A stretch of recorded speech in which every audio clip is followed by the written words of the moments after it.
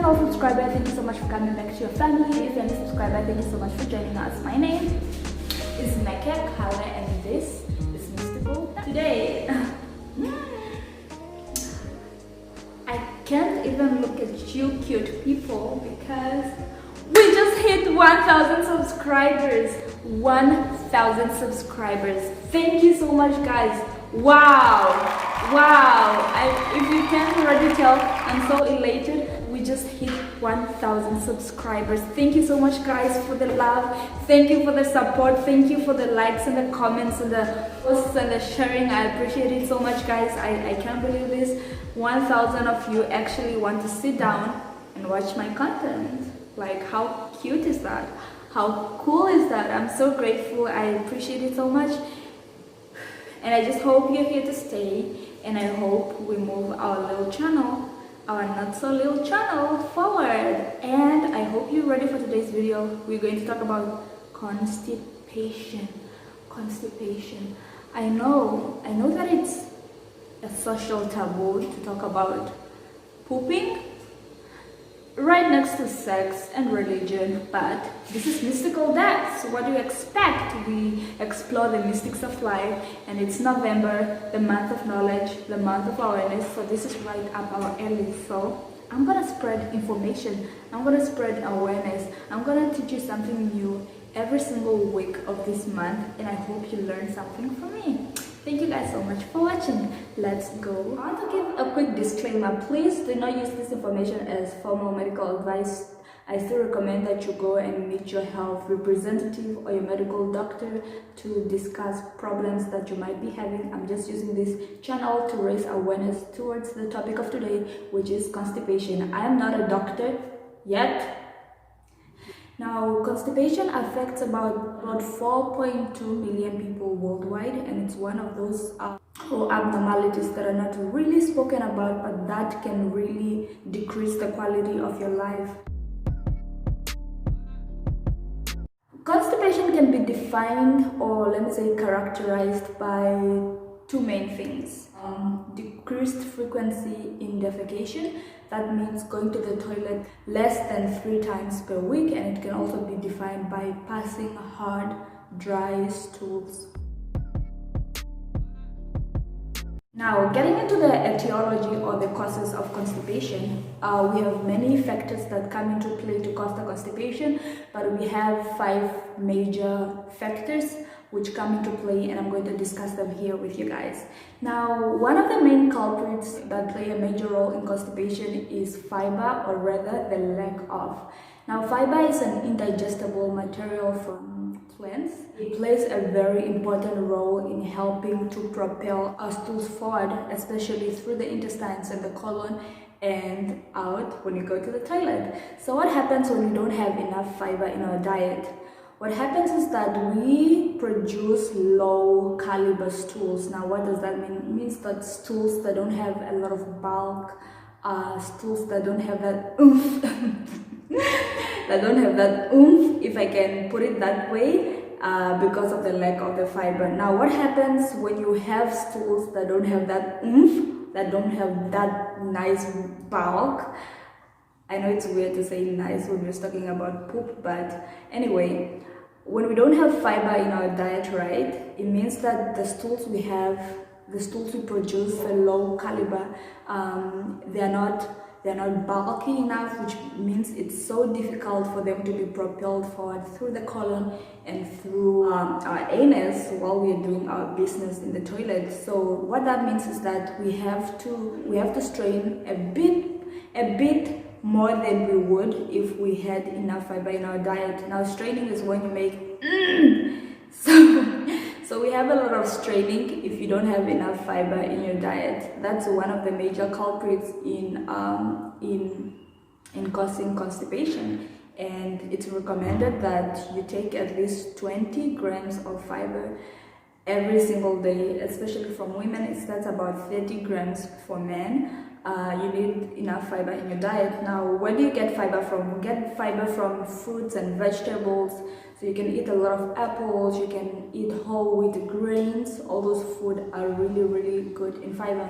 And when you eat your apples, remember not to peel them because we need that skin. It's very, very good for you.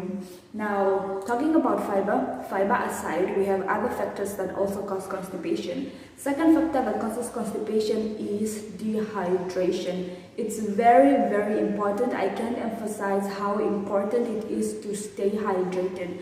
So what happens when you don't have...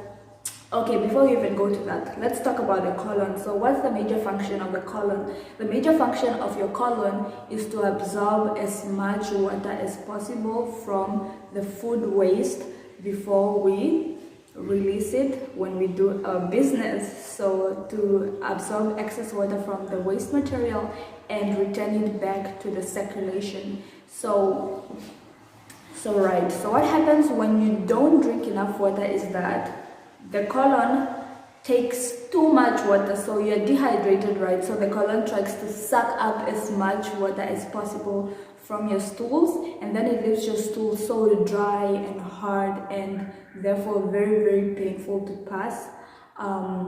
Which is why it's very important to drink a lot of water, especially during summer when you don't really know the extent of the water you're losing through sweating, for example. So it's very, very important to stay hydrated to prevent having constipation because it plays a major role. Another factor that plays a major role in being constipated is lack of mobility.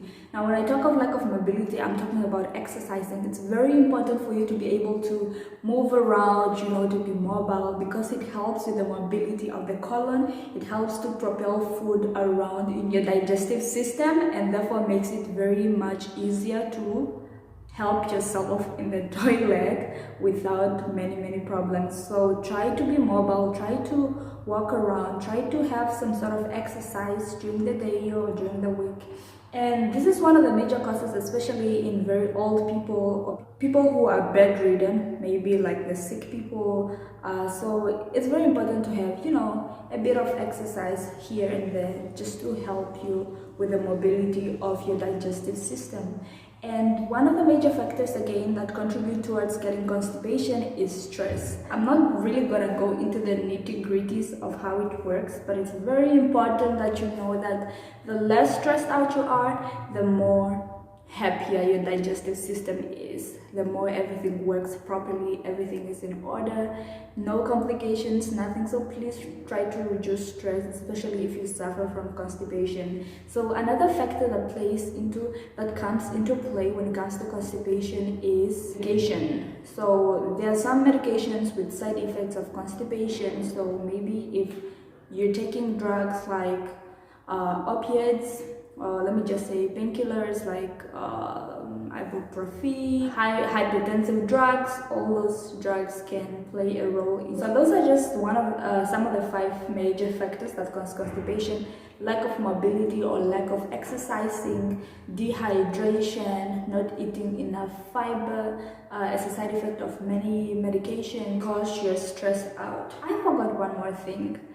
Another thing is that sometimes you really need to go to the toilet, you need to go and help yourself, but you resist the urge. You're like, oh, I'll do it tomorrow. There's some people who just resist the urge to go to the toilet and they might put it off. That also comes into play because what happens is that your stool or your waste products stay longer than they're supposed to in your gut, in your intestines or in your colon. What happens is that gives your colon a lot of time. It gives the colon a much longer time frame for it to absorb water from your waste products. So that also comes. Please don't resist the urge to go to the toilet. If you feel like going to the toilet, just go to the toilet and help yourself. Please, it really helps a lot with constipation. Let me paint a clinical picture of how a constipation person experiences or feels like, and you can also look at these things and see if you might be constipated or just to know when you are. So first of all, reduced frequency in defecation. So if you go to the toilet 3 times or less during the week, I mean, we all have different toilet habits, but you know yourself, you know your routine, your bathroom routine, you know when the frequency has reduced. So reduce defecation of up to 3 to less times per week. When you strain a lot, when you use the toilet, when you have to like use all your mind, like that is not okay. It's not healthy. You might be constipated. And another thing is when you pass really dry, hard stools, and it's so painful when you pass your stools. You might even experience some bleeding, a sure sign of constipation. Another one is using other methods to help with your toilet experience. Manual evacuation. So manual evacuation means that you have to like sit yourself in a certain position. You have to like make different positions, like position your pelvis in a certain way when you're using the bathroom, or even digitally evacuating your stools. It's a sure sign of constipation. Or another thing is feeling like you've not really evacuated everything after using the bathroom, like you feel like you still need to poop after you've just finished pooping. That's one of the signs that you might be constipated. Now that we've talked about everything, let's go into how constipation is treated. Okay, so first of all, first line I can say is lifestyle changes. Okay, so try to put into work everything I've just mentioned before. Try to hydrate as much as possible. It's very, very important to hydrate. It's very good for your circulatory system, it's very good for your digestive system, it's very good for your skin. Please try to hydrate. Another factor that comes into play is exercise. Try to exercise as much as possible. Try to walk around, try to, do some sit-ups where you can. Just try to be mobile, because mobility helps with the propelling of food inside your gut and inside your intestines. And another factor is try to reduce stress as much as possible, and also talk to your doctor about the side effects of the medication you might be taking. Now, coming into the treatment, so lifestyle changes is the first line, and then the second line of treatment. This is if your constipation is very severe. There are certain drugs that can help you out. We call them laxatives. So we have my friends in the background. She just wants to listen a little bit to what I have to say. Okay, anyway, so I was talking about the treatment. So I already mentioned lifestyle changes, and we can also use laxatives. So we have 5 or more groups of laxatives that we can use to help with our constipation. We have what's called osmotic laxatives, we have bulk forming laxatives, we have stimulant laxatives. So these are all drugs that can help with softening the stools and also with propelling the stools. Some help with giving the stools some fiber and some bulk. Kind of works like having fiber supplements in your diet.